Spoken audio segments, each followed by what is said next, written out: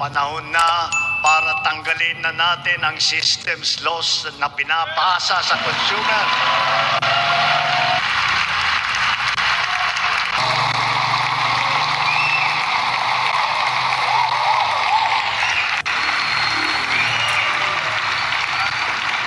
Pinapasa ito sa consumer at kinakarga sa bill na pinapatungan pa ng value-added tax.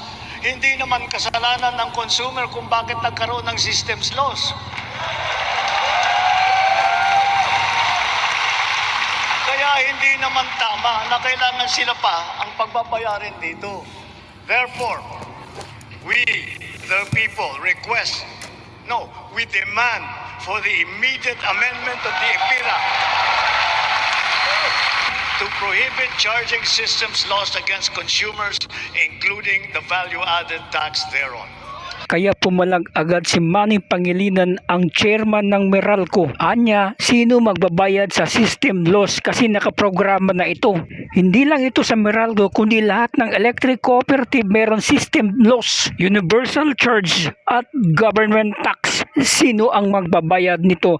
Ang sabi ni Pangilinan. Some gonna disappear. Yes. Right, so who's gonna pay for that?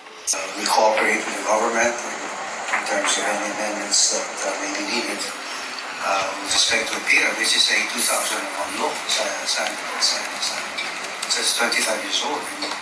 And technologies move further on. The fuel picture has moved further on. I think the law of physics, what did they say? Nature to be commanded must be obeyed, right? Inherent in any operation that involves transmission from point A to point B will involve some losses. Ilaw lang po ang bukas sa amin. Halos walang tumitira. Walang sirang aming metro. Wala kaming appliances. Bakit 4,000 ang singil? Napakataas para sa naging consumption.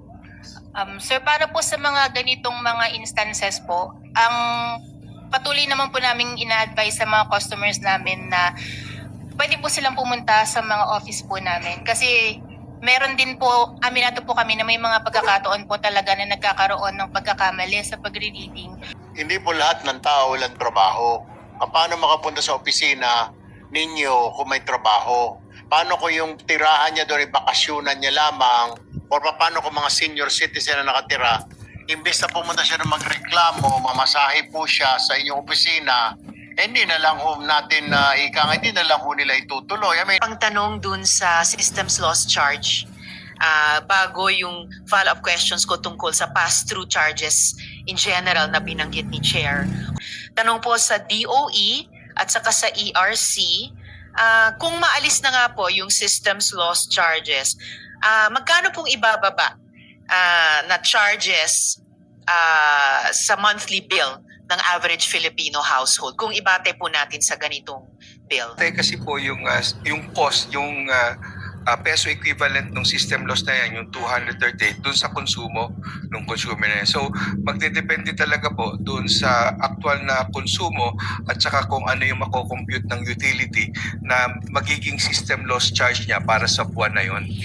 Sinihil sa consumer? How come sa Visayas, sa may Cebu area, may binabayaran pa po ang mga consumer natin doon na parang nagre-renta ng linya dahil kulang daw? What do you call that, Attorney Lee from NEA?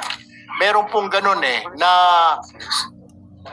line rental kasi daw po NGCP kulang po yung inyong infrastructure. Kaya nga po kayo nandyan, kaya binigay sa inyo, thinking, nagpaginawa ng privatize po yan, yung linya, marami kayong pero mo line rental, magbabayad pa yung tao, may babayaran na siya sa Cebu na systems loss, may babayaran pa na line rental. Problema ba ng consumer yun, pati linya ng kuryente babaya? Alam nyo ho, I'm very disappointed, inabuso nyo yung mga consumer kasi walang imik si Juan si Maria. Can you explain that to us, NGCP?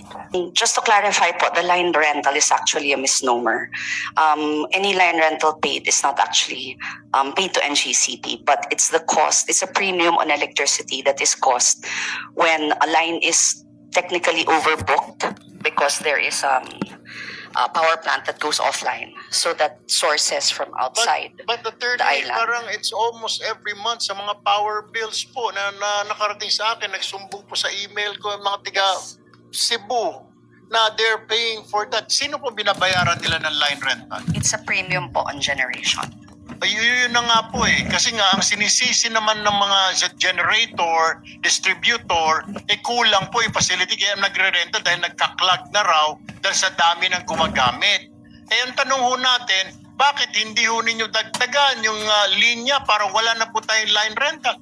Diyos ko po, Panginoong Kumbayan, meron ng systems loss, may babayaran pa siyang line rental, patong-patong na po yung... Sir Chair, natitrigger po yung line rental, quote-unquote, pag nagkaroon po tayo ng unplanned shutdown ng mga planta.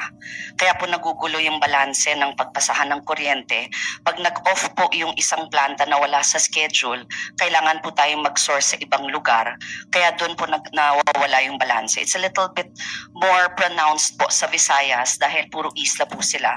So yung nagiging pangunahing sanhi ng line rental would be yung sa interconnections. So pag meron pong planta na nag-offline at kailangan pong kumuha sa ibang lugar, magkakaroon po sila ng premium on that other source. Pero hindi po sa NGCP na pupunta yung premium na yon. Okay, thank you, Attorney Labanza.